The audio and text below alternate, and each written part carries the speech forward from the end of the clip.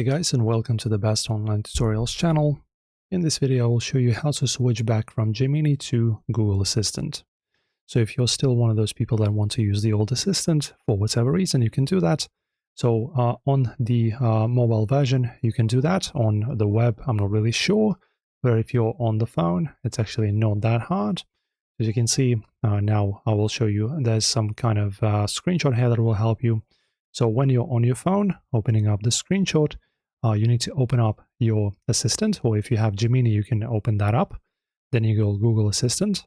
Then it's gonna, as you can see, there's going to be a choice between Gemini and Google Assistant right here. Tap on that. And instead of Gemini, just make sure that Google Assistant is selected and highlighted right here with the button. Then you just switch. This is the last prompt to confirm that you wish to perform the switch. Press on switch, and then after that, Gemini on your phone will be deactivated, and the old Google Assistant that you prefer will be back. I actually did this myself, but I actually ended up sticking with Gemini because it's just so much better. But if you want to go back, you can go back. They still provide this functionality and this ability. So that's pretty much it. Hopefully this helped you out, guys. Leave a comment, subscribe, and like the video.